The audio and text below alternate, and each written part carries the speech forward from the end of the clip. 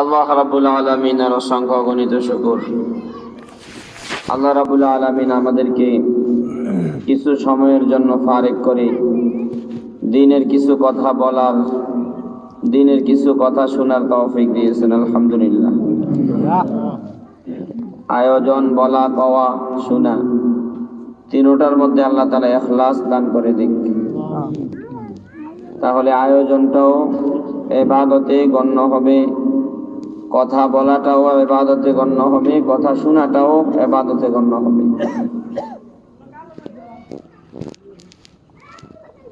সূরা মুলুকের একটা আয়াতকে সামনে রেখে কিছু কথা বলবো। কোরআনে কারীমের বিভিন্ন জায়গায় আল্লাহ রাব্বুল আলামিন বিভিন্ন গুণের আলোচনা করে নিজের পরিচয় তুলে ধরেছেন। কোরআনে কারীমের বিভিন্ন জায়গায় আল্লাহ রাব্বুল আলামিন নিজের অনেক গুণের আলোচনা করে নিজের পরিচয় তুলে ধরেছেন। এ ধরনের একটা পরিচয় এখানে পেশ করেছেন। আল্লাহর পরিচয় কি? একটা পরিচয় হলো আল্লাযী খালাকাল মাউতা ওয়াল হায়াতা, যিনি মৌত এবং হায়াত উভয়টার সৃষ্টিকর্তা। মৌতের খালেকও আল্লাহ, হায়াতের খালেকও আল্লাহ। মানুষের হায়াত দাতা, জীবন দাতাও কে? আল্লাহ। আবার মানুষের মৌত দানকারী, মৃত্যু দাতাও আল্লাহ। কোনো চিকিৎসা, কোনো ডাক্তার চেষ্টা প্রচেষ্টা এগুলো কিছুই মানুষের হায়াত দিতে পারে না, আবার এগুলির অবহেলাও কাউকে মৃত্যু দিতে পারে না। হায়াতের মালিকও আল্লাহ, মৌতের মালিকও আল্লাহ। এই জন্য আল্লাহ রাব্বুল আলামিনের দুইটা গুণবাচক নাম। একটা গুণবাচক নাম হলো আল মুহয়ি, হায়াত দানকারী, জীবন দানকারী। আরেকটা গুণবাচক নাম আল মুমিত, মৃত্যু দানকারী। আল্লাহ তাআলা হায়াত দানকারী এবং মৌত দানকারী, এটা আল্লাহর এক সিফত। আবার আল্লাহ তাআলা হায়াতের সৃষ্টিকর্তা। এই হায়াত নামক আল্লাহ তাআলার এই মাখলুকটাকে আল্লাহ বানাইছেন। মৌত এটা আল্লাহর একটা মাখলুক। মৌত নামক মাখলুককেও আল্লাহ তাআলা বানাইছেন, আল্লাহ সৃষ্টি করছেন। আল্লাহর পরিচয় আল্লাযী খালাকাল মাউতা ওয়াল হায়াতা লিয়াবলুয়াকুম আইয়ুকুম আহসানু আমালা। হায়াত মৌত দুইটা বানাইছে। হায়াত আর মৌত একটা আরেকটার বিপরীত।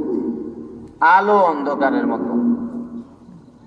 আলো আসলে অন্ধকার থাকে না, আবার অন্ধকার চলে আসলে আলো থাকে না।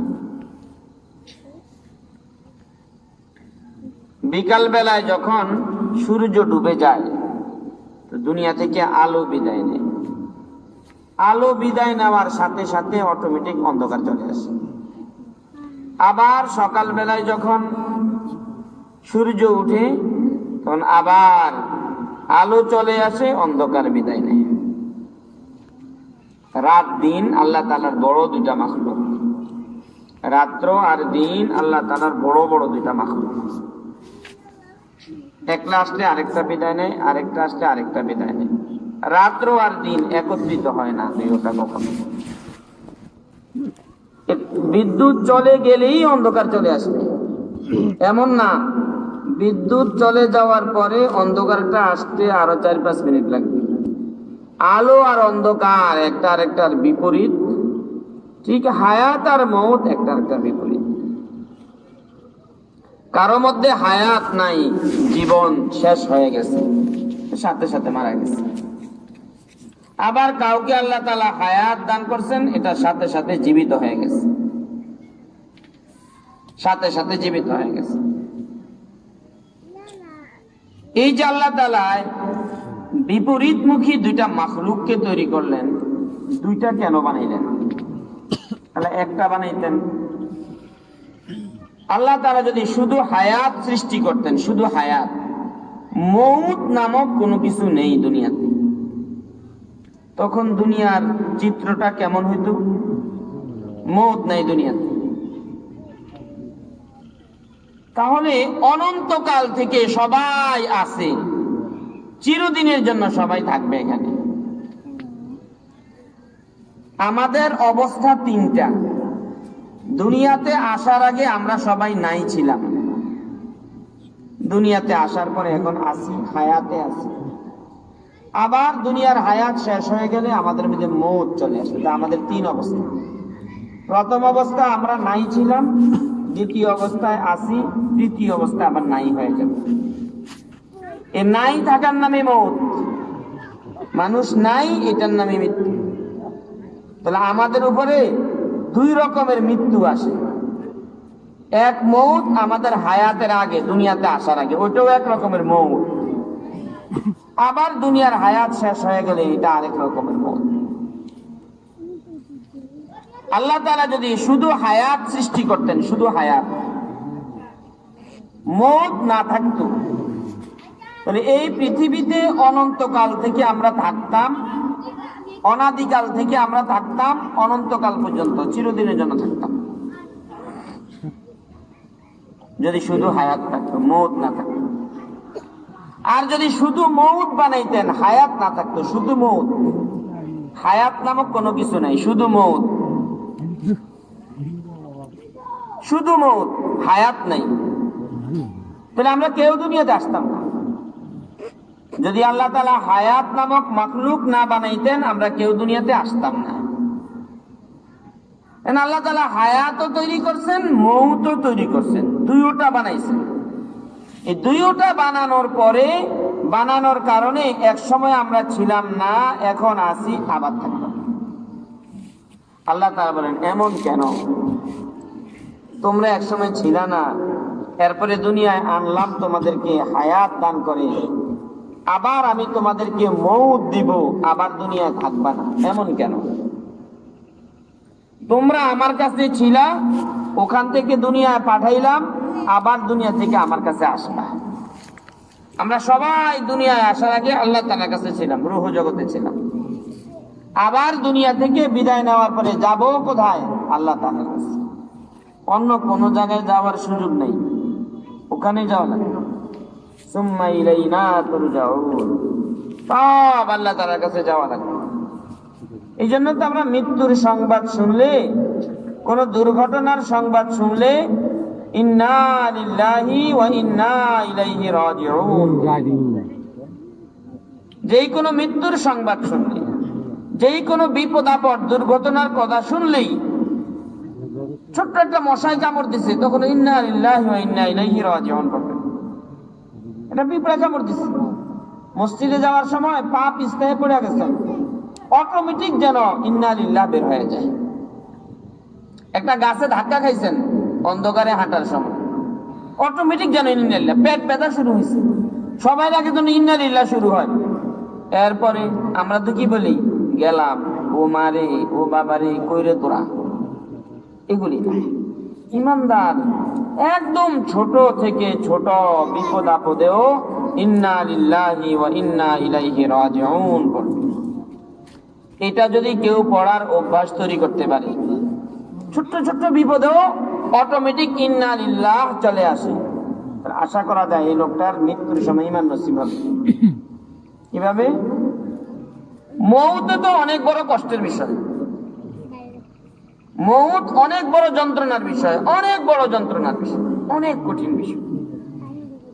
তো ছোট ছোট কষ্টে, ছোট ছোট বিপদ আপদে ইন্না লিল্লাহি ওয়া ইন্না ইলাইহি রাজিউন পরে যখন তার অভ্যাস হয়ে গেছে, মৃত্যুর যন্ত্রণা যখন শুরু হবে, অটোমেটিক তো তার মুখে দিয়ে ইন্না লিল্লাহি ওয়া ইন্না ইলাইহি রাজিউন বের হয়ে আসে। তো কালিমা না এসে যদি এটাও আসে, তাহলে ঈমান হবে। কারণ কালিমায়ে তাইয়্যিবার ভিতরে যা আছে, এই দোয়াগুলির ভিতরে তা আছে। একজন লোক মওতের সময় কালিমা আসে নাই মুখ দিয়ে, কোরআনের আয়াত আসছে, হ্যাঁ, এটাও ঈমান নিয়ে মারা যাওয়া, এটাও ঈমান নিয়ে মারা যাওয়া। নামাজ অবস্থায় মারা গেছে, সুবহানাল্লাহ পড়তে পড়তে মারা গেছে, এটাও ঈমান নিয়ে মারা যাওয়া। আলহামদুলিল্লাহ পড়তে পড়তে মারা গেছে, এটাও ঈমান নিয়ে মারা যাওয়া। হ্যাঁ, মওতের সময় স্বাভাবিক নিয়ম লোকটাকে বিদায় দেওয়া, কালিমায়ে তাইয়্যিবা তার পাশে পড়া, এটা স্বাভাবিক। ওগুলি যদি কেউ পড়ে, ঈমান নিয়ে মারা যাবে। এখন আমরা একটা পা পিছলে পড়ে যাই, আমরা ও মা গো বলে চেক করতে। বড় কোনো দুর্ঘটনা হয়, হাউ হাউ করে আমরা চিৎকার দিয়ে উঠি। এগুলি তো সব ছোট ছোট দুর্ঘটনা। এগুলির চেয়ে লক্ষ লক্ষ গুণ বেশি যন্ত্রণার বিষয়, কষ্টের বিষয়, ভয়াবহ বিষয় হলো মৌতের বিষয়। ভয়ানক ফেরেশতা দেখবে, রূহ বের করবে যখন ভিতর থেকে, তখনও তো হাউ হাউ করে চিৎকার শুরু করবে, ভালো কিছু আসবে না মুক্তি। এই জন্য বিপদ আপদে, বালা মুসিবতে, যে কোনো অ্যাক্সিডেন্ট, দুর্ঘটনায় ইন্না লিল্লাহি ওয়া ইন্না ইলাইহি রাজিউন এটা পড়ার অভ্যাস করবে। ছোট ছোট বাচ্চাদেরকে ইন্না লিল্লাহি ওয়া ইন্না ইলাইহি রাজিউন পড়ার অভ্যাস করবে। এক ছোট ছোট বাচ্চা, ওয়া ইন্না ইলাইহি রাজিউন অর্থ হলো আমরা আল্লাহর কাছে ফিরে যাব সবাই। ওয়া ইন্না ইলাইহি রাজিউন এটার অর্থ হলো আমরা সবাই আল্লাহর কাছে ফিরে যাব।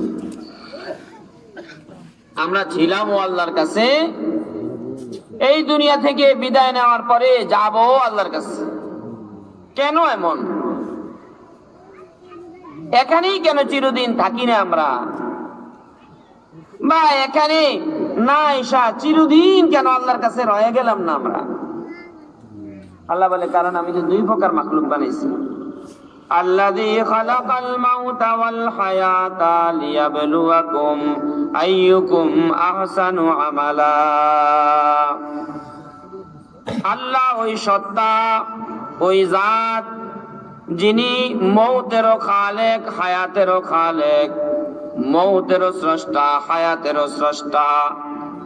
মৌত যদি সৃষ্টি না করতেন চিরদিন তোমরা এই দুনিয়ায় থাকতা, আর যদি হায়াত তৈরি না করতেন কেউ একবারের জন্য দুনিয়ায় আসতা না, ছিলা না, এখানে আসছো আবার থাকবা না। কারণ হায়াত আর মৌত দুই রকমের মাখলুক আছে, এই জন্য এমন হয়। এই এমনের পিছনে, এমন করার পিছনে আল্লাহ তাআলা বলেন আমার একটা রহস্য আছে, একটা কারণ আছে। সেই কারণটা কি? লিয়াবলুয়াকুম আইয়ুকুম আহসানু আমালা। লিয়াবলুয়াকুম তোমাদের পরীক্ষা নেওয়ার জন্য। তোমরা নাই ছিলা, নাই থেকে আমি তোমাদেরকে আছে বানাইলাম। তোমরা এক সময় মৌতের মধ্যে ছিলা, মৌতের পরে তোমাদেরকে আমি হায়াত দান করলাম। দুনিয়ার হায়াত নিয়ে এখন দুনিয়ায় আসো, আবার দুনিয়ার হায়াতটা নিয়ে যাব, তোমাদের মধ্যে আবার মৌত আসবে। এমন কেন করি? তোমাদেরকে পরীক্ষা করার জন্য, তোমাদের থেকে একটা ইমতিহান, পরীক্ষা নেওয়ার জন্য। এই যে আল্লাহ আমাদেরকে দুনিয়ার হায়াত দিছেন, দুনিয়ার হায়াত কেন দিছেন? দুনিয়ায় কুদাকুদি করার জন্য, লাফালাফি করার জন্য, আনন্দের জন্য, ফুর্তির জন্য, টাকা পয়সা কামানোর জন্য, বড় বড় ডিগ্রি অর্জন করার জন্য, এগুলি না। এগুলো আমাদের দুনিয়ার হায়াতের উদ্দেশ্য না, এগুলি আমাদের দুনিয়ার হায়াতের মাকসাদ।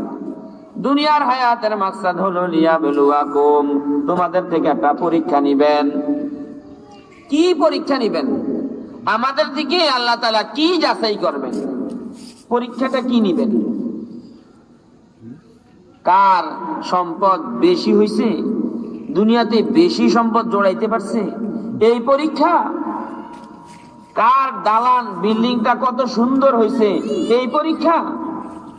কার দোকান পাট মার্কেট বেশি হইছে, কার ক্ষমতা বেশি ছিল, কে কতদিন বেশি ক্ষমতায় থাকতে পারছে, এই পরীক্ষা।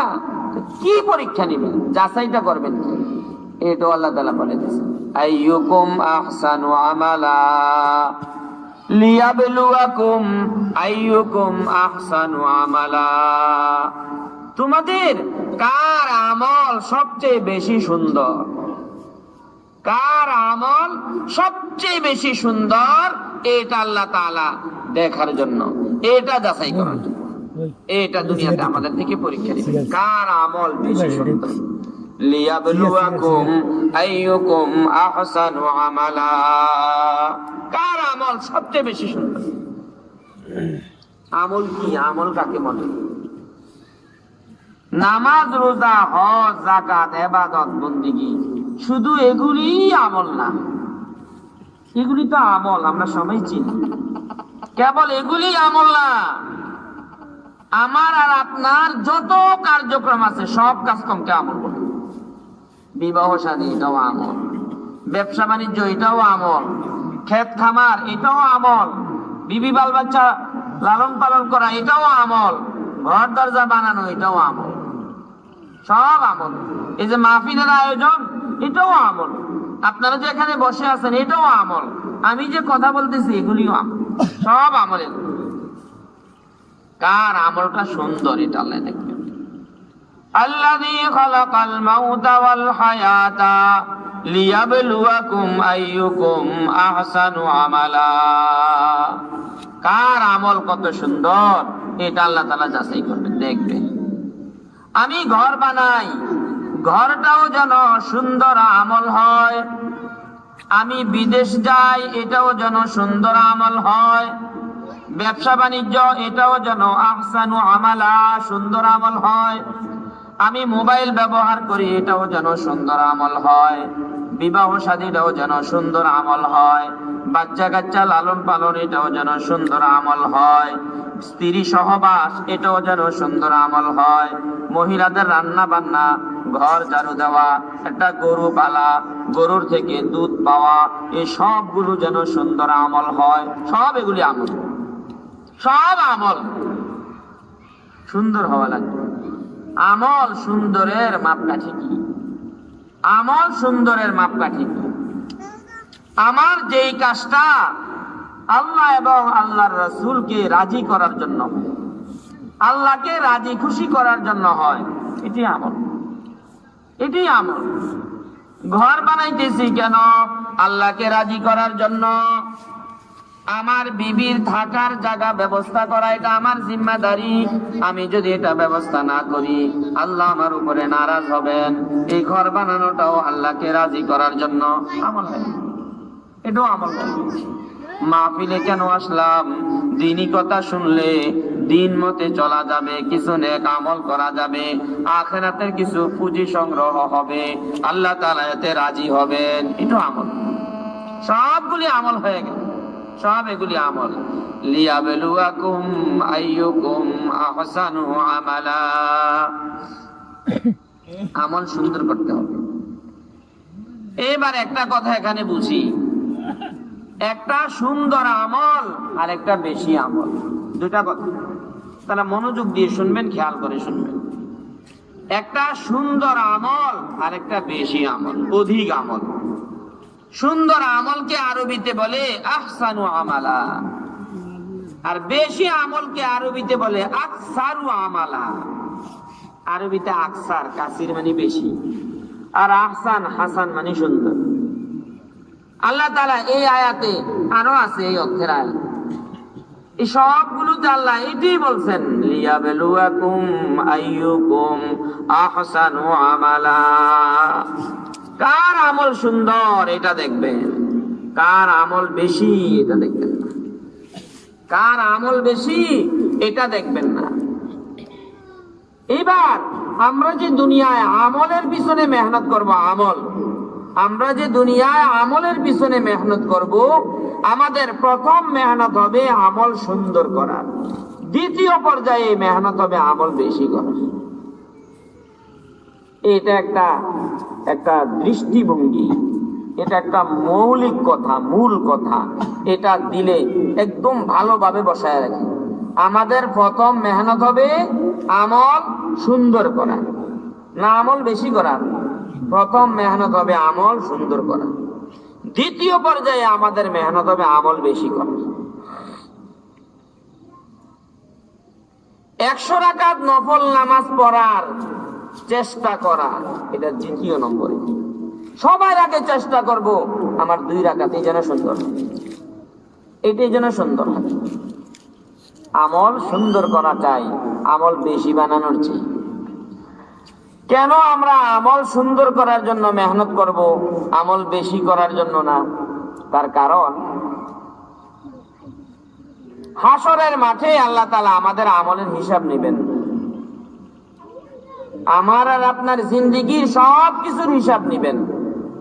প্রত্যেকটা শ্বাস নিঃশ্বাসের হিসাব নেবেন, প্রত্যেকটা সম্পদের একদম অনুপরিমাণ, জাররা পরিমাণ সম্পদের হিসাব নেবেন, প্রত্যেকটা কথার হিসাব নেবেন, প্রত্যেকটা নজরের হিসাব নেবেন, প্রত্যেকটা কদমের হিসাব নেবেন, সবগুলো হিসাব নেবেন, আমল হিসাব নেবেন।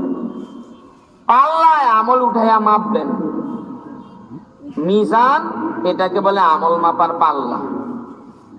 হাসর, মিজান, ফুলসেরাত, আমরা তো এগুলি জানি, বিশ্বাস করি এগুলি। হাসর, মিজান, ফুলসেরাত, এই মিজান এটা হলো আমল মাপার একটা পাল্লা, দাড়ি পাল্লা। এই পাল্লাটা কেমন তা আল্লাহই ভালো জানে।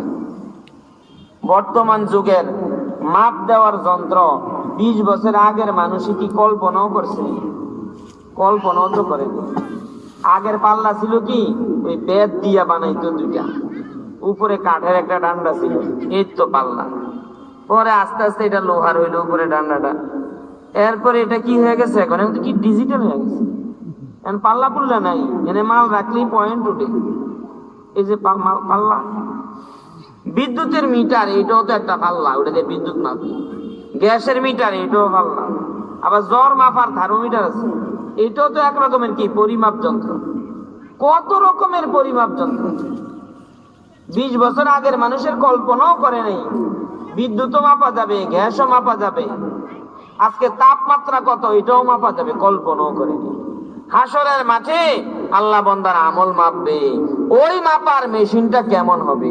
এটা কি আগের যুগে দাড়ি পাল্লার মতো হবে, না এটা বর্তমান ডিজিটাল পাল্লার মতো হবে, না এটা বিদ্যুতের মিটারের মতন হবে, না এটা কোনো গ্যাসের মিটারের মতন হবে, না কোন এটা জ্বর মাপার মিটারের মতন হবে? আল্লাহই জানে এটা কেমন কেমন হবে। এটা নিয়ে আমাদের মাথা কামানোর দরকার নেই। যেমনই হোক, আমার আপনার অসুবিধা কি? আমার আপনার দরকার আমল করা। আমল মাপবে, আল্লাহ তাআলা আমাদের হিসাব নেবেন। আচ্ছা, একটা প্রশ্নের কথা বলেন, উত্তর দেন। আল্লাহ কি আমল গণনার মাধ্যমে গুইনা গুইনা হিসাব নিব, না ওজন দিয়ে হিসাব নিব? গণবো না ওজন দিব? মাপবো। আমরা তো হিসাব অনেক রকমে করি। ডিম হিসাব করে কিভাবে? 1 কেজি 2 কেজি ডিম হিসাব করে, 1 আলি 2 আলি, 1 কুড়ি 2 কুড়ি, এই হিসাবটা গণ্য হয়। মানুষ কাপড় চোপড়ের তো হিসাব করে। কাপড় চোপড় সাধারণত খুচরা বাজারে কাপড় তো আর মাইপা বেচে না, পাইকারি বাজারে বেচে। খুচরা বাজারে কাপড় গজ দিয়ে মাইপা বেচে, গণ্য বেচে না। 1 গজ 2 গজ 3 গজ। এই যে ফিতা দিয়া মাপে, এটা আরেকটা হিসাব। গনে, এটা আরেকটা হিসাব। দাড়ি পাল্লা দিয়া ওজন কত, এটা। আমাদের আমল কিভাবে আল্লাহ তাআলা হিসাব নেবেন? এগুলি কি ইটের কণার মতন এরকম স্তূপ দিয়া চাইবো কত বর্গ ফুট হয়েছে, এভাবে মাপবো? না কোনো গণবো? এর 1000 রাকাত নামাজ, এর 200 রোজা, এর 1 কোটি টাকা দান, কিভাবে হিসাব করবে আমল? আমল কিভাবে হিসাব করবে? পাল্লায় উঠাইবে সব আমল পাল্লায় উঠাইবে। আমরা যেরকম আলু, ধান, গম এগুলি পাল্লায় উঠাইয়া মাপি, এইভাবে আমল পাল্লায় উঠাইবে। আমল পাল্লায় উঠাইয়া যে জিনিস মাপে, এগুলির সংখ্যা দেখা হয় না, এগুলির ওজন দেখা হয়। পাল্লায় উঠাইয়া যত জিনিস মাপে, এগুলি কয়টা, সংখ্যায় কয়টা দেখা হয় না, ওজন কতটুক এটা দেখা হয়। এটাই দেখার বিষয়। আলু কয়টা এটা দেখার বিষয় না, আলু কয় কেজি এটা দেখার বিষয়। চাউল গনায় কয়টা এটা দেখার বিষয় না, চাউল কয় কেজি কয় মন এটা দেখার বিষয়। তাহলে আল্লাহ তাআলা আমাদের আমলের হিসাব নেবেন ওজন দিয়ে, পাল্লায় উঠাইয়া মাইপা।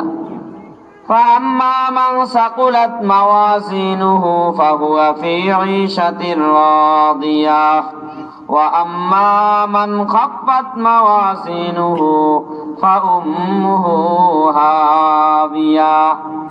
হাসরের মাঠে বান্দার আমল যখন পরিমাপ করা হবে, মাপা হবে, যার পাল্লা ভারী হবে, সাকুলাত মাওয়াজিনুহু, যার নেকির পাল্লা ভারী হবে, ফাহুয়া ফি ঈশাতির রাদিয়া, সে সুখের জীবন যাপন করবে, জান্নাতি জীবন লাভ করবে। ওয়া আম্মা মান খাফফাত মাওয়াজিনুহু, আর যার নেকির পাল্লা হালকা হবে, ওজন হবে না, ফাউম্মুহু হাবিয়া, তার ঠিকানা হবে জাহান্নাম। তাহলে মাপা হবে আমল, আমল আল্লাহ মাপবেন। মাপলে ওজন দরকার, ওজন মাপে বেশি হওয়ার জন্য ওজন দরকার। ওই যে 1 মণ মুড়ির ওজন বেশি না 1 মণ লোহার ওজন বেশি? কোনটার ওজন বেশি? 1 মণ লোহার ওজন না 1 মণ মুড়ির ওজন? সমান, ওজনে সমান, কিন্তু জায়গা দখল করে রাখছে বেশি কোনটায়? মুড়ি। 1 মণ মুড়ির বস্তা যদি এখানে রাখে অনেক জায়গা লাগে, আর 1 মণ লোহা রাখলে অল্প একটু জায়গা। দেখতে বড় দেখা যায় মুড়ির বস্তাটা। ওই যে সমস্ত বড় বড় গাড়ি বিশ্ব রোডে দিয়া স্টিল কোম্পানি থেকে লোহা পার করে চট্টগ্রাম থেকে ঢাকা নেয়, বিশাল গাড়ি, মনে হয় যেন কয়েকটা লতির মোটা ফালায় রাখছে, রড নিতে। আর একটা অটোর মধ্যে ভিতরেও বস্তা উপরেও বস্তা, অটোর উপরে একবারে 20 হাত পর্যন্ত বস্তা দড়ি দিয়া বাইন্দা নিতে আছে। দূর থেকে দেখা যায় আরে অটোটা তো কষ্ট, এতগুলি বোঝা নিল, আসলে এগুলি সবগুলি চিপসের বস্তা। অটোর ভিতরেও চিপসের বস্তা পুরা, অটোর উপরেও চিপসের বস্তা পুরা। অটোটারে দূর থেকে দেখাই যায় না, হঠাৎ দেখলে দিলের ভিতরে দয়া লাগে, না জানি অটোটা কাইথিয়া হইয়া যায়, এতগুলি বস্তা নিছে, আসলে এগুলি সবগুলি চিপসের বস্তা। ওজন নাই কোনো, কিন্তু জায়গা দখল করে রাখছে অনেক। অটোর উপরে যত বিশাল চিপসের বস্তা, 10 হাত উঁচা দরকার নাই, কোন রকম একটা চালের বস্তায় যদি উপরে দিতে হতো অত একদম বস্তা। জায়গা দখল করে রাখছে অনেক চিপসের বস্তা, কিন্তু ওজন নেই। মুড়ির বস্তা অনেক বিশাল, কিন্তু ওজন নেই। হাসরের মাঠে আল্লাহ তাআলা আমল মাপবেন, কার আমল কয় বস্তা এটা দেখবেন না, কার আমল কয় বস্তা এটা দেখবেন না, কার আমল কত ওজন এটা দেখবেন। আমল সুন্দর হয় আমল ওজনই হইলে, এটা মুখস্থ করেন। আমল সুন্দর হয় আমল ওজনই হইলে, ওজন হইলে। ধান উপরে সুন্দর ঠিক আছে, ভিতরে খালি সিডা মাপলে তো ওজন হইব না। অনেক সময় ফসল যদি নষ্ট হয়ে যায়, অনেক বড় বড় স্তূপ ধূপ হয়, সিডার ধূপ, ওজন হয়। আর যদি চাউল হয় সুন্দর, চাউলের ভিতরে ছোট্ট খাট্ট একটা স্তূপ, দেখা যায় অনেক হয়ে যায়। আমল ওজনই বানানো রাখবে, যে আমল যত ওজনই এই আমল তত সুন্দর। যেহেতু হাসরের মাঠে আমল ওজন করে হিসাব নেওয়া হবে, এই জন্য আমাদেরকে সর্বপ্রথম মেহনত করা লাগবে আমলকে ওজনই বানানো। আর আমল ওজনই হইলেই আহসান হয়, সুন্দর হয়।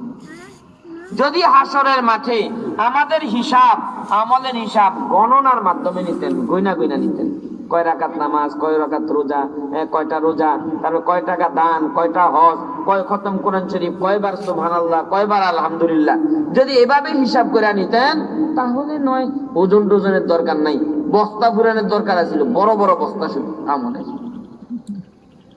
আল্লাযী খালাকাল মাউতা ওয়াল হায়াতা লিয়াবলুয়াকুম আইয়ুকুম আহসানু আমালা।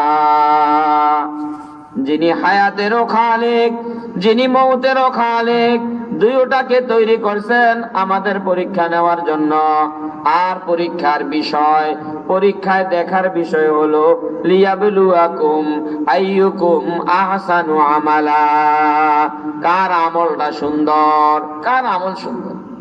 একজনই বিবাহ করছে, বিবাহ নামক এই আমলটা যদি পাল্লায় উঠানো হয় 1 গ্রামও ওজন হবে না। আরেকজনের বিবাহ নামক আমলটা যদি পাল্লায় উঠানো হয় কয়েক টন ওজন হবে। একজনের সারা জিন্দেগির নফল নামাজগুলো যদি পাল্লায় উঠানো হয় হয়তো 500 গ্রাম হবে, আধা কেজি হবে। আরেকজনের 2 রাকাত নামাজ যদি উঠানো হয় 500 গ্রাম না 500 টন হবে, অনেক বেশ কম। একজনের সারা জীবনের নামাজ পাল্লায় উঠাইছে, ওজন হয় না আধা কেজি। আরেকজনের 2 রাকাত নামাজ পাল্লায় উঠাইছে, এটা 500 গ্রাম না কেবল 500 টন হয়ে গেছে, অনেক ওজন হয়ে গেছে। আমল ওজনই বানানোর চেষ্টা করা দরকার। আমল ওজনই হইলে যে আল্লাহ তাআলার কাছে এটার দাম বেশি, এটার একটা মোটা উদাহরণ। বাকি খেয়াল করে শুনলেই বুঝে আসবে, খেয়াল করে না শুনলে আদা আদা শুনলে পেঁচ লাগবে। এই উম্মতের মধ্যে সর্বশ্রেষ্ঠ সাহাবায়ে কেরাম। সাহাবায়ে কেরাম হলো আমাদের নবীজির ছাত্র, যারা যারা নবীজির কাছে ছিলেন ঈমান আনার পরে, আবার এই ভালো ঈমান অবস্থায় তাদের মৃত্যু হয়েছে। নবীজির সাহাবী আবু বকর, ওমর, ওসমান, আলী, যাদেরকে নিয়ে নবীজি এই দ্বীনের মেহনত করছেন, নবীজির হাতে যাদের সর্বপ্রথম মুসলমান যারা, এরা হলো সাহাবী। সাহাবীরা অনেক দামি, অনেক দামি, অনেক দামি। কোটি কোটি আব্দুল কাদের জিলানী, কোটি কোটি শাহজালাল ইয়ামানি, কোটি কোটি বায়েজিদ বুস্তামি, মানে বুজুর্গ হিসাবে যাদের নাম আমরা বেশি শুনি, এরকম কোটি কোটি বুজুর্গ যদি সারা দুনিয়ার ওলি বুজুর্গ গাউস কুতুব আবদাল যদি এক পাল্লায় রাখা হয়, একদম সাধারণ সাহাবীরও ধারে কাছে যাবে না, সাধারণ সাহাবীরও ধারে কাছে যাবে না। সাহাবীরা দামি। আচ্ছা, এইবার প্রশ্নটা বলেন, এই যে আমরা এখানে যারা আছি, আলহামদুলিল্লাহ টুকিটাকি আমল তো করি, আমল না করলে আমি কি করতাম? অনেক মাহফিলও গেলে তো বিরিয়ানির ফুট লইলেও খাওয়া যাবে, এনে তো এটাও মনে খাওয়া যাবে না, এটাও হইব না, কিচ্ছু নেই দুনিয়ায়। কোন দুঃখে জায়গায় আসছে? কিছু আমল করার আগ্রহ, ইচ্ছা জাগে, কিছু আমল করতে মন চায়, আল্লাহর কিছু ভয় আছে, আছে হয়তো পুরাপুরি মানতাম পারি না, দুনিয়ার পরিবেশের সাথে কুলাইয়া উঠতে পারি না, নিজের মনের সাথে একটু মোকাবেলা করে পারি না সবকিছু, হয়তো কিন্তু ইচ্ছা আছে। এতটুকু ইচ্ছা না থাকলে কি এত কষ্ট করে এখানে আসা হইত? ঘরে থাকলে কত আরাম হইতো। এখন আমাদের কথাই বলি, আমাদের আমল বেশি, গণলে গণলে কেউ না পারলে জবাব দিন না, চুপ করে থাকেন। গণায় গণলে আমাদের আমল বেশি হবে না সাহাবীদের মধ্যে একজন সাহাবী, সর্বশ্রেষ্ঠ সাহাবী আবু বকর রাদিয়াল্লাহু আনহু। সাহাবীদের মধ্যে সর্বশ্রেষ্ঠ সাহাবীকে হযরতে আবু বকর রাদিয়াল্লাহু তাআলা। এই উম্মতের মধ্যে সবচেয়ে মর্যাদাপূর্ণ, সবচেয়ে দামি ব্যক্তি আবু বকর রাদিয়াল্লাহু আনহু। 2 নম্বরে হযরত ওমর রাদিয়াল্লাহু আনহু, 3 নম্বরে হযরত ওসমান রাদিয়াল্লাহু আনহু, আলী রাদিয়াল্লাহু আনহু। আবু বকর রাদিয়াল্লাহু তাআলা আনহুর আমল বেশি না আমাদের আমল বেশি? আমাদের। কার আমল বেশি? কইছে আমগো আমল বেশি হয় নাই, কইছি না, জবাব দিন না, নয় চুপ থাকেন, এটাই ভালো। কার আমল বেশি? আমাদের আমল বেশি না আবু বকর রাদিয়াল্লাহু আনহু? আমগো আমল বেশি, আমগো আমল বেশি। আবু বকর রাদিয়াল্লাহু আনহুর আমল কম। কেমনে কি করলে? গণলে গণলে। আচ্ছা, তো হিসাব বুঝেন। আমার তো বয়স টয়স কম, কার হিসাবের বয়স কত? কত বয়স? বয়স কত আপনার? আচ্ছা, এই যে 80 বছর, এনে যারা আছে 40, 50, 60 বছর, মুরব্বীরা যারা আছেন, ইমানের হায়াত কত আপনাদের? ইমানের হায়াত যার 60 বছর, ছোটবেলা থেকে ইমানদার, ইমানদার মুসলমান মা বাবার ঘরে, আপনার ইমানের বয়স কথার কথা 40 বছরই ধরেন, কম করে, বেশ কম আছে। ইমানের বয়স কত আপনাদের যারা বয়স্ক? 40, 50, 60। আবু বকর রাদিয়াল্লাহু তাআলা আনহুর ইমানের বয়স কত? আবু বকর রাদিয়াল্লাহু তাআলা আনহু ইসলাম গ্রহণ করছেন 38 বছর বয়সে। এর আগের বয়সটা ছিল সবটা কি ওই আইয়ামে জাহিলিয়তের, কুফর শিরিকের ওই সমাজে। আবু বকর রাদিয়াল্লাহু তাআলা আনহু আমাদের নবীজি থেকে 2 বছরের ছোট বয়সে, আমাদের নবীজি থেকে 2 বছরের ছোট। নবীজি নবুয়ত পাইছেন 40 বছর বয়সে। নবীজি নবুয়ত পাওয়ার পরে ইমানের দাওয়াত দিয়েছেন, আবু বকর রাদিয়াল্লাহু আনহু দেরি করেননি। তাহলে আবু বকর রাদিয়াল্লাহু তাআলা আনহু ঈমান আনছেন, ইসলাম গ্রহণ করছেন 38 বছর বয়সে। হায়াত পাইছেন কত? 62 বছর। আমাদের নবীজি যে পরিমাণ হায়াত পেয়েছেন, আবু বকর রাদিয়াল্লাহু আনহু এই পরিমাণ হায়াত পেয়েছেন। তাহলে 38 বছর বয়স থেকে 62 বছর বয়স পর্যন্ত এটা হলো আবু বকর রাদিয়াল্লাহু তাআলা আনহুর ঈমানের হায়াত, মানে দ্বীন শরীয়ত মানার হায়াত, নামাজ রোজার হায়াত, আমল ইবাদত বন্দেগী তাসবিহ তাহলিলের হায়াত। এটা কত হইব বয়সটা? 25 বছর। 25 বছর না, 25-26 বছর, 63 বছর পর্যন্ত 40-এর পরে 63-23 বছর, এদিকে 2-3 বছর, 25-26 বছর।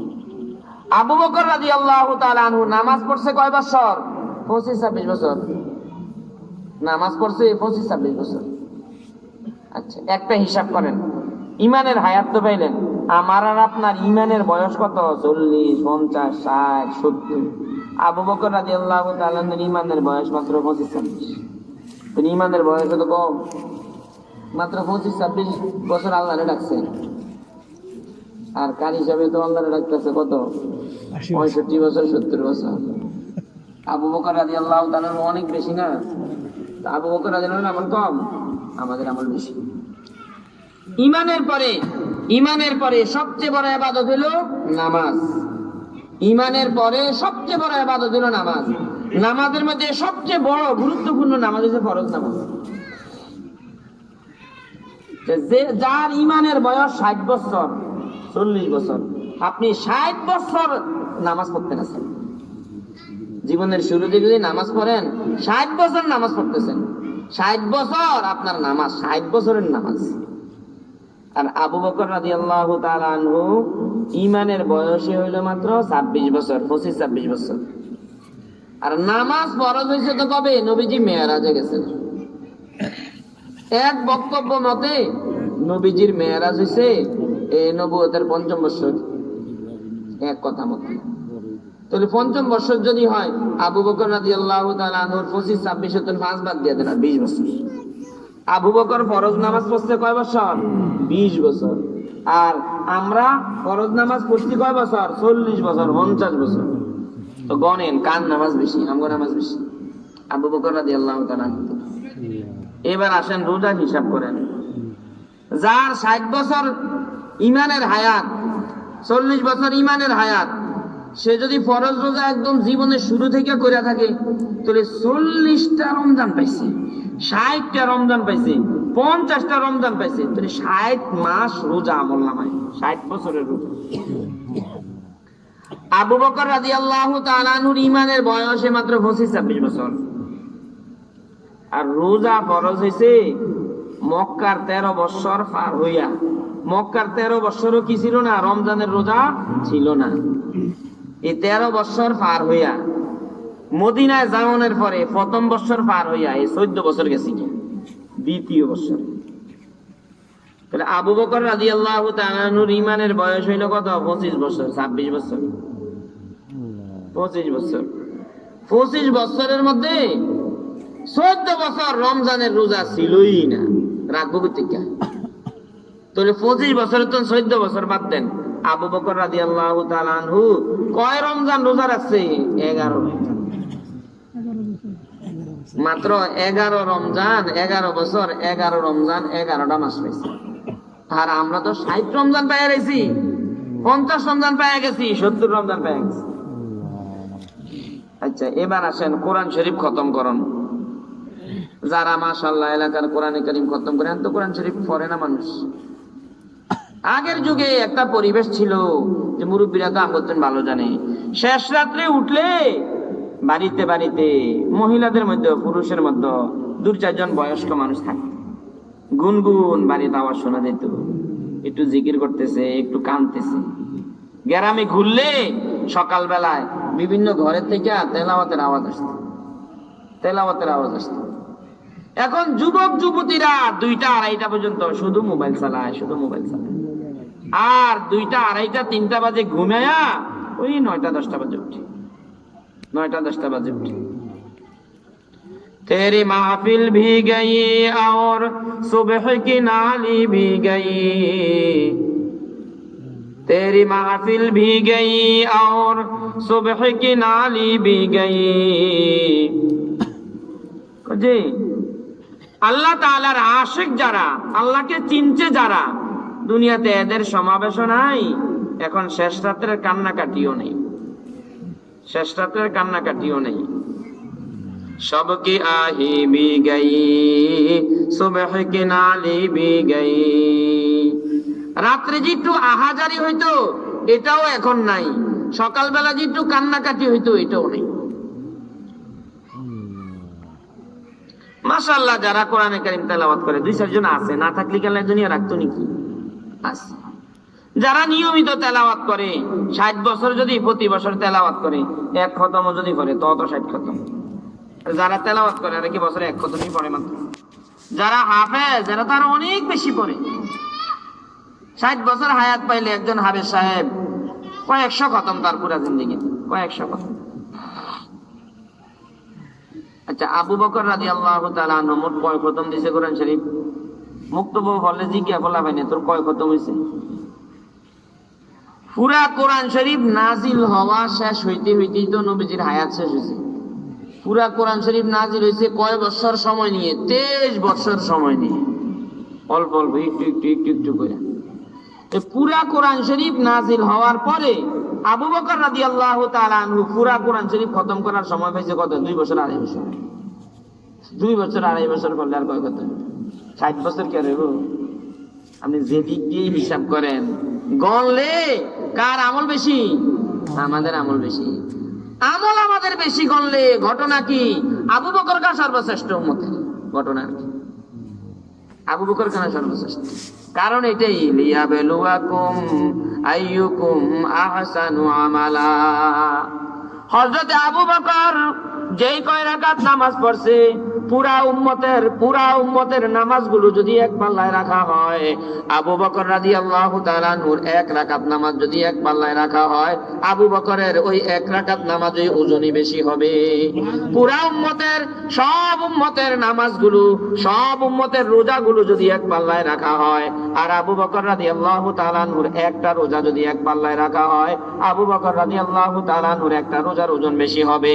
আমাদের লক্ষ কোটি কোরআনের খতম, আমাদের কোটি কোটি তাসবিহ, আমাদের কোটি কোটি দুরূদ শরীফ, কোটি কোটি ইস্তেগফার, এগুলি যদি এক পাল্লায় রাখা হয়, আর হযরত আবু বকর রাদিয়াল্লাহু তাআলা আনহু একবার সুবহানাল্লাহ বলছে যে এটা যদি এক পাল্লায় রাখা হয়, এটার ওজন বেশি হবে। আল্লাহ রাসূল তো এক হাদিসে বলছেন, আমার সাহাবী করে গালি দিও না, লা তাসুব্বু আসহাবি, আমার সাহাবীদেরকে গালি দিও না। আমার সাহাবীরা এত ওজনই ছিল, তাদের ঈমান আর আমল এত ওজনই, এত ওজনই, এত ওজনই। ওরা যদি 1 মুঠ 2 মুঠ আল্লাহর রাস্তায় দান করে, 1 মুঠ 2 মুঠ দান করে যেই পরিমাণ নেকি পায়, তোমরা যদি পাহাড় সম পরিমাণও দান করো, তাদের 1 মুঠ দানের নেকির কাছেও পৌঁছতে পারবা না। তারা দান করছে 1 মুঠ দান করছে আল্লাহর রাস্তায়, একটা খেজুর দিচ্ছে। আর আমরা যদি কি 1 পাহাড় সম পরিমাণও দান করি, কে দান করে? পাহাড় সম পরিমাণ। পাহাড় সম পরিমাণও যদি দান করি, তাদের 1 মুঠ দানের ধারে কাছেও দান। কারণ কি? তাদের আমলের ওজন বেশি। সাহাবীরা শ্রেষ্ঠ হওয়ার, আবু বকর শ্রেষ্ঠ হওয়ার পিছনে কারণ এটাই, গণায় তাদের নেকি বেশি না, বরং গণলে তাদের নেকি আমাদের চেয়েও কম হবে। আর থাক শাহজালাল ইয়ামানি, আব্দুল কাদের জিলানী, বায়েজিদ বুস্তামি, জুনাইদে বাগদাদি, এগোটা আমাদের অভাবই নেই। অনেক বুজুর্গের ব্যাপার আছে, দৈনিক 250 রাকাত নামাজ পড়তো, 1000 রাকাত নামাজ পড়তো, রাত্রে 1 খতম দিত, দিনে 1 খতম দিত, রাত্রে 1 খতম দিত, দিনে 1 খতম দিত। আমাদের মুফতি সাহেব হুজুরও তো সর্বশেষ যে রমজান বরুড়া ইতিকাফ করছেন, সর্বশেষ যেটা আমাদের দেখা, আমরা হুজুরের কাছে শোনা যে প্রতিদিন 1 খতম করতেন। ওগুলো তো আগের যুগের বুজুর্গ ঘটনা, শুনলে কল্প কাহিনীর মতো লাগে। বরুড়া মুফতি সাহেব হুজুর, যে মুরব্বীরা তো সবাই দেখা, মুফতি সাহেব হুজুর ইতিকাফ করতেন না মাদ্রাসায়, মাদ্রাসার মসজিদে। শেষ যে রমজানে ইতিকাফ করছেন, এই রমজানে হুজুরে দৈনিক 1 খতম করতেন। যেটা আমাদের সামনে কল্পনা আসবে না কিভাবে পারে। চোখ বন্ধ করে যদি কি ফাড়া দিলেন থেকে মক্কা শরীফ যাই, সহজ। সাহাবীদের আমলের এত দাম কেন? যে তাদের আমল ওজনই, তাদের আমল ওজনই। আমরা আমাদের আমলকে ওজনই বানানোর চেষ্টা করি। এটা তো শুনলাম আমল ওজনই বানাবেন, কি করলে আমল ওজনই হবে এটা তো জানতে হবে। এটা না বেশি দরকার। এতক্ষণ যা শুনলাম এটা তো নিজের দিলের তৈরি করলাম। আমল গণায় বেশি বানানোর চেয়ে আমলকে ওজনই বানানো দরকার। যে আমল ওজনই হবে ওইটাই হবে আহসানু আমালা, ওইটাই আহসানু আমাল। আমল ওজনই হয় 1 নম্বর ইমানের দ্বারা। এক নম্বর, আমলের মধ্যে ওজন আসাই শুরু হয় কি দিয়ে? ঈমান দিয়ে। ঈমান নাই যার, তার কোন নেক আমলের বিন্দু পরিমাণ ওজন নেই। কাফের, মুশরিক, হিন্দু, বৌদ্ধ যারা, তারাও তো অনেক নেক আমল করে। কাফের, মুশরিক, হিন্দু, বৌদ্ধ যারা, ওরাও তো কি করে? তুমি ছবি উঠাও কি করতে? গুনাহ শিখতেছো, বিসমিল্লাহ করে ওয়াজ শুনো। কাফের, মুশরিক, হিন্দু, বৌদ্ধ ওরাও তো নেক আমল করে। ওরাও দান সৎকা করে, জনকল্যাণমূলক কাজ করে, মা বাবার উপকার করে, ওরা সত্য কথা বলে, অনেক ভালো কাজ ওরাও করে। এই ভালো কাজগুলোর বিনিময় আল্লাহ তাআলা দিবেন কিনা? না, দিবেন না। তো না দেয় যদি, এরা না হাসরের মাঠে অভিযোগ করবে, আল্লাহ এগুলি কি বিচার? জুলুমি বিচার। মুসলমান করে এগো, মুসলমানদের দানের নেকি দিলেন, মুসলমানদের মা বাবার সেবার নেকি দিলেন, আমাদের হিন্দুদেরকে দান করলাম, যেটা ভালো কাম করলাম না? বাংলাদেশের রোড কাটের জন্য কয়েকশো কোটি দিয়ে দিলাম, যে এগুলি কি নেকি পাবো না আমরা? এরা যেন আপত্তি করতে না পারে, এই জন্য আল্লাহ তাআলা মাপনের সময় সমান সমান মাপ। মুসলমানদের নেক আমল যেরকম মাপবেন, তাদের গুলিও মাপবো। খারাপ, তোমার ডিও মাপ হইব, মাপ মাপবেন, হিসাব দাও কয় মন হয়েছে, ওই হিসাবে তোমার নেকি দেওয়া হইব।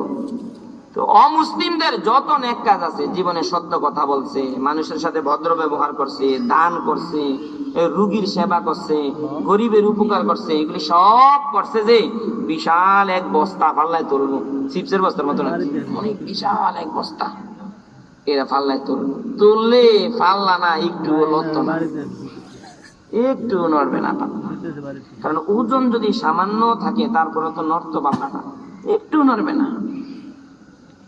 তখন আল্লাহ কয় কেজি হয়েছে কও?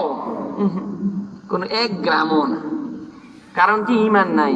আমলের ওজন শুরু হয় কি দিয়ে? ঈমান দিয়ে। আমলের ওজন শুরু হয় ঈমান দিয়ে। আমার আর আপনার কি ঈমান?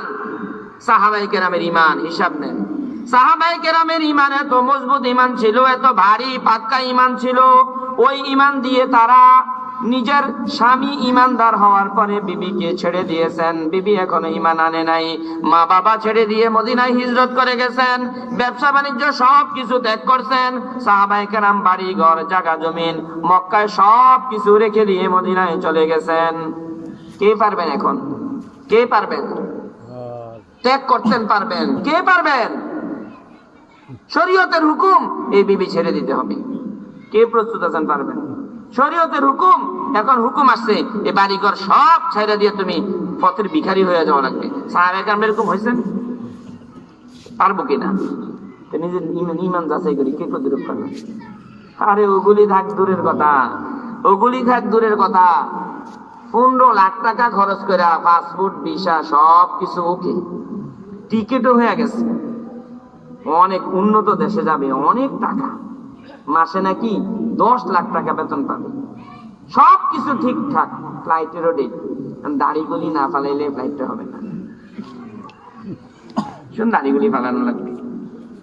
খবর নিয়ে দেখেন আপনার আশেপাশে কে কে আছে, আপনার আশেপাশে এই 15 লাখ টাকা বাদ মাসে 2 লাখ, 3 লাখ, 4 লাখ টাকা বেতন পাবে, এগুলির কোনো দরকার নাই। তারপর আমার এই সুন্নাত শরীয়তের হুকুম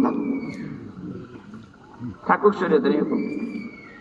আমাদের যে ঈমান, এই ঈমানে তো ফজরের সময় কম বলে ছাড়তাম পারি না, লেভে ছাড়তাম পারি না, সকালবেলা সব কিছু রে এক পাশে রেখা দাড়িটাই রাখতাম পারি না। চাকরি গেলে যাক, বউ নারাজ হলে হোক, মানুষ টিটকারি করলে করুক, অন্যায় জুলুমের ক্ষেত্রে আমি তো আমার দলটাই ছাড়তাম পারি না। অন্যায় জুলুমের ক্ষেত্রে বলে আমি যেই দলে আছি, আমি যেই গ্রুপে আছি, যেই সমাজে আছি, এনের অন্যায় অপরাধ করে বাধ্য হবে না। আর চেয়ারম্যানই করবো না, আর মেম্বারই করবো না, আর এমপিগিরি করবো না, খেতাপুরি রাজনীতি, ওই সব জুলুম অন্যায় অপরাধ, এটাই তো ছাড়তাম পারি না। কি বাড়ি ঘর স্যার মুদে স্টেশন। সাহাবায়ে কেরামের ঈমান, সাহাবায়ে কেরামের ঈমান, ঈমান এদের যত ভারী, অনেক ভারী ঈমান হওয়ার কারণে ছোট্টখাট্ট টুকিটাকি আমল করছে না, ওজন হয়ে গেছে। আমাদের মধ্যে 1 নম্বরে ওজন আসা শুরু হয় কি দিয়ে? ঈমান। এবার নিজের ঈমানকে সুন্দর করি। নিজের ইমান সুন্দর করি। ইমানওয়ালা যারা, ইমানের ইঞ্জিনিয়ার যারা, ওদের কাছে গিয়ে নিজের ইমানের হালত পেশ করেন। একজনের দেখবেন কইব তোমার তো ইমানে নাই, এটা কি ঠিক করবা? ইমান নতুন করে আবার আনো, ইমানের সারা লাগাও, আবার গাছ লাগাও।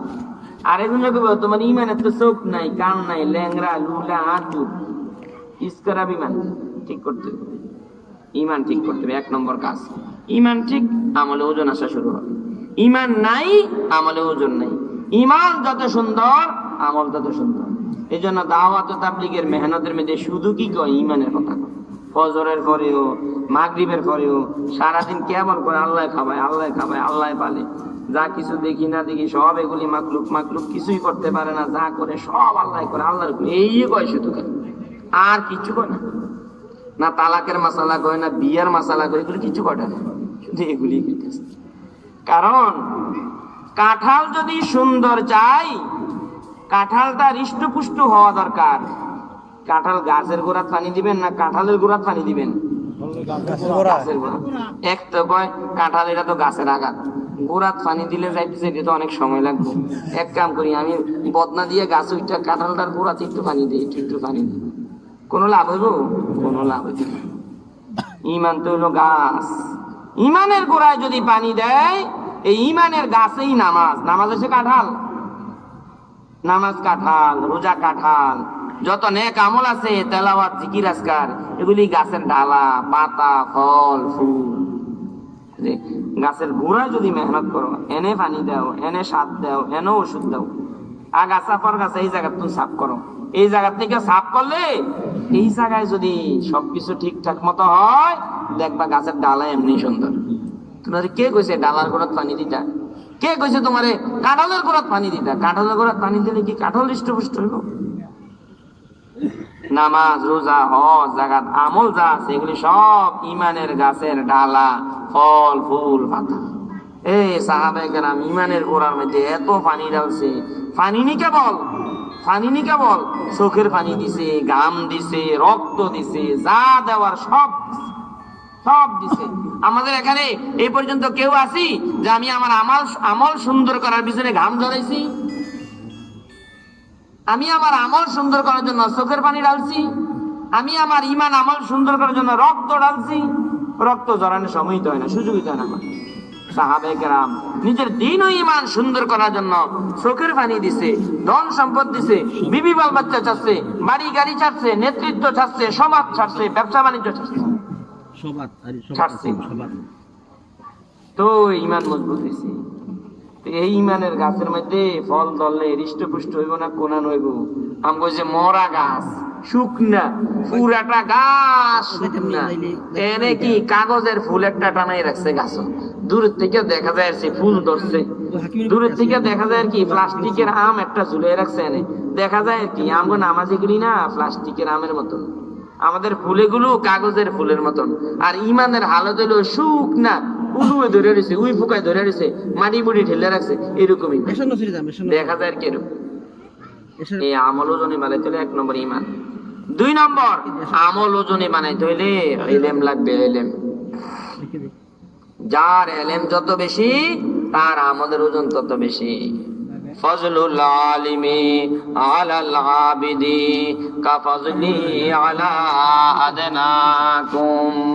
আল্লাহর হাবিবের ইরশাদ ফরমান, আমি নবীর মর্যাদা আর একজন সাধারণ উম্মতের মর্যাদা, এর মাঝে যতটুকু তফাৎ, নবীর মর্যাদা আর এদিক হলো সাধারণ উম্মতের মর্যাদা, এই দুইজনের মাঝে যতটুকু ব্যবধান।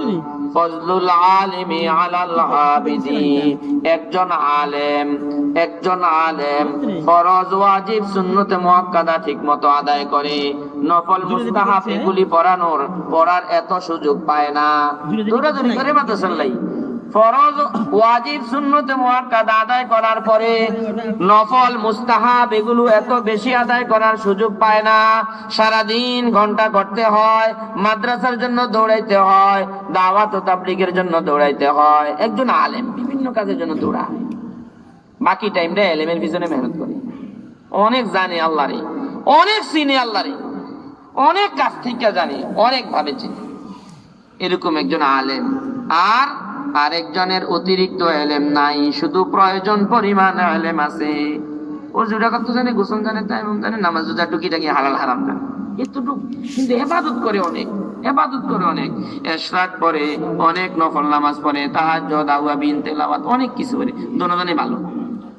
একজনে বাড়তি টাইমটা ইবাদতে কাটায়, আরেকজনে বাড়তি টাইমটা এলেমে কাটায়, এতটুকু বেশ কম। এলেম অর্জন করা এটাও ইবাদত, ইবাদত করে এটাও ইবাদত।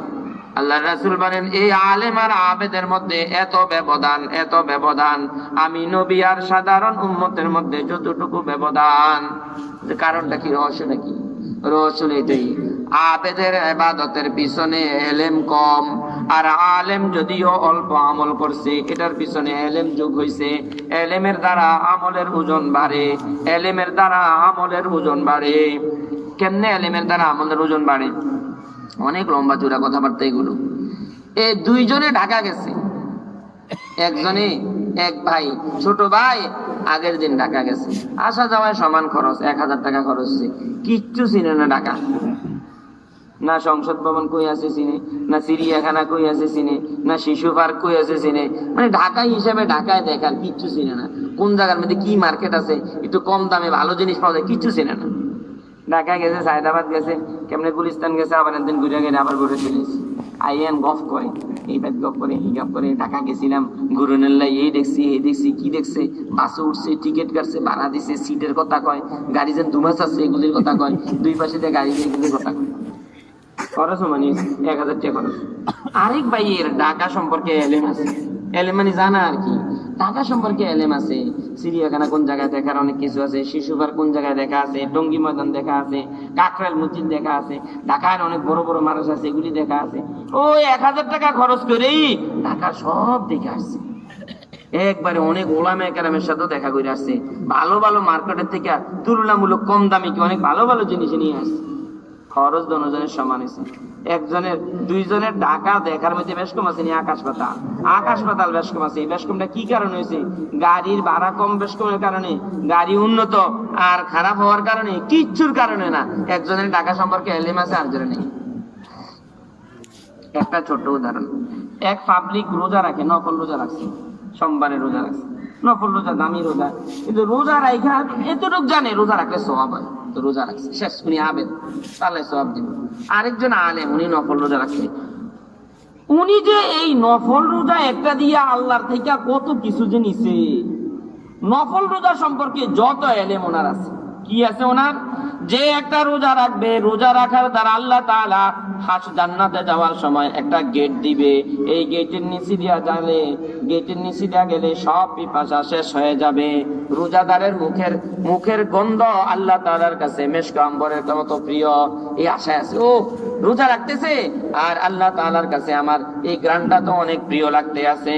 আবার রোজাদারকে আল্লাহ তাআলা আরশে আজিমের ছায়ায় হাসরের মাঠে মেহমানদারি দান করবেন, মেহমানদারি করাইবেন। উনি রোজা রাখতে আছে আর বেলা বাড়তে আছে, বাড়তে আছে, দিলে দিলে এই কল্পনা, আমি তো হাসরের ময়দানে আরশে আজিমের ছায়ার মেহমান হব। মনে মনে কল্পনা, দস্তরখান বিছাইতেছে, খানার আয়োজন করতে আছে। রোজা সম্পর্কে যা আছে সব এই নফল রোজা রেখে আল্লাহর কাছে কয়, আল্লাহ এটা দেন, এটা দেন, ওইটা দেন, ওইটা দেন। এই রোজা রেখা সব পাইছে, এই রোজা রেখা সব পাইছে। আর আবেদে রোজা রেখা অল্প একটু পাইছে, আবেদে রোজা রেখা অল্প একটু পাইছে। অনেক আবেদে তো রোজা আমল করে আমল এটা রাখতেও পারে না। হযরত ওমর রাদিয়াল্লাহু আনহু এক লোক জিজ্ঞেস, ইয়া রাসূলুল্লাহ, এক লোক সারা রাত নফল নামাজ পড়ে, দিন ও ইবাদত বন্দেগী করে, এই সারা রাত নফল পড়ে যে ঘুমের চাপে ফজরের সময় জমা দিতে পারে না। হযরত ওমর কয়, একবারই গেছে, ঠিক আছে, সারা দিন আমাদের কি দাম, গণায় ইবাদত বেশি করছে না, সারা রাত নফল নামাজ পড়ছে, ফজর নামাজ জমাতে পারতে পারে না। এই যে আমাদের ওজন বাড়ে, 2 রাকাত নামাজ, ফজরের নামাজ যদি ঘরে পড়লো, ঘরে পড়ার দ্বারা যেই ওজন হইলো, এই 2 রাকাত নামাজ যদি জমাতে পড়লো 27 গুণ ওজন বাইরে গেল। এই 2 রাকাত নামাজ যদি পাঞ্জেখানা মসজিদে পড়লো, ওজন বাইরে গেল। জুমার মসজিদে পড়ছে, ওজন বাইরে গেছে। মসজিদে নববীতে পড়ছে, আরো ওজন বাইরে গেছে। হেরেম শরীফে পড়ছে, আরো ওজন বাইরে গেছে। এই 2 রাকাত নামাজ যদি মেসওয়াক সহ পড়ে, আরো ওজন বাইরে গেছে। এই 2 রাকাত নামাজ যদি কোনো আল্লাহওয়ালা বুজুর্গের পিছনে পড়ে, আরো ওজন বাইরে গেছে। যে ওজন বাড়ে, এই যে আমাদের ওজন বাড়ে। আর এই 2 রাকাত নামাজ যদি ঘরে পড়ছে, ঘরে হয়েছে নামাজটা, জিম্মা দেয়, ওজন বাড়ে। এভাবে আমলের ওজন বাড়াইতে হয়। এই আমলের ওজন বাড়ে এলেমের দ্বারা, মাসাইলের এলেম এবং ফাসাইলের এলেম, কি কি ফজিলত আছে এগুলির দ্বারা আমলের ওজন বাড়ে। ইখলাসের দ্বারা, ইখলাস, যার ভিতরে যত বেশি খুলুসিয়ত থাকবে, যার ভিতরে যত বেশি নিয়ত থাকে, নিয়ত বেশি আমাদের ওজন বেশি, নিয়ত বেশি আমলের ওজন বেশি, আমাদের ওজন বেশি। বাজারে বড়রা বাজারে রওনা দিছে, এই বাজারে যাওয়ায় হাওয়ায় মেহনত যাতাই নিয়ত করছে 100 জনকে সালাম দিবে, বড়রা মাদ্রাসায় যাবে, 3 জন আলেমের সাথে দেখা করবে, আবার একজন রুগী আছে পথে ওনাকে দেখে আসবে, আবার মাদ্রাসার পাশে কয়েকজন আল্লাহওয়ালা বুজুর্গের কবর আছে, এটাকে জিয়ারত করে আসবে। এক বড়রা যাওয়া দিয়ে তো কাম সব করেছে, সবগুলি নিয়ত করছে। না করতে পারলেও তো আমরা জানি ইমানদার নিয়ত করলে কি আল্লাহ নাকি লেখা দেয়, আর করলে তো 10 গুণ লেখে। নিয়ত করছে সবগুলি, এই নিয়ত করে বটগাছতল পর্যন্ত গেছে, আজ যেতে পারে না। তাহলে উনি যদি 10টা নিয়ত করে 10টা নাকি পাবে না? এই 10টা নিয়ত করবে কোন সময়? ওনার যদি এলেম থাকে। আরেকজনে নিয়ত করছে কি পুরা বাজার যাবো, সদাইফাতি করবো বাচ্চা কাচ্চাদের খাবারের জন্য, এটাও ভালো কাম করছে, একটা নিয়তে। আর উনি যেন এতগুলি নিয়ত করলো, করতেই পারে না, বটগাছ করে গেছে, মারা গেছে। এই যে নিয়তের দ্বারা আমাদের ওজন বাড়ে। আবার নিয়ত যত খাটিয়েবো আমাদের ওজন বাড়বো, তাকওয়া আল্লাহর ভয় যত বেশি থাকবে তত আমাদের ওজন বাড়বে। এগুলি প্রত্যেকটা বিশাল বিশাল কথা, জরুরি জরুরি সুন্দর সুন্দর কথা। আমরা আমাদের আমলকে সুন্দর বানানোর চেষ্টা করি। সব আমল, বিবির সাথে চলাফেরা এটাও যেন সুন্দর হয়, মা বাবার সাথে চলাফেরা এটাও যেন সুন্দর হয়, আমাদের হাঁটা বসা কথা বার্তা সব কিছু যেন সুন্দর হয়। আল্লাহ আমাদেরকে বানাইছে এই জন্য, লিয়াবলুয়াকুম আইয়ুকুম আহসানু আমালা। আল্লাহ তাআলা আমাদেরকে আমল সুন্দর বানিয়ে বেশি বেশি আমল করার তৌফিক দান করুন। সুবহানাল্লাহি ওয়া বিহামদিহি, সুবহানাকাল্লাহুম্মা ওয়া বিহামদিকা, আশহাদু আল্লা ইলাহা ইল্লা আনতা, আস্তাগফিরুকা ওয়া আতুবু ইলাইক।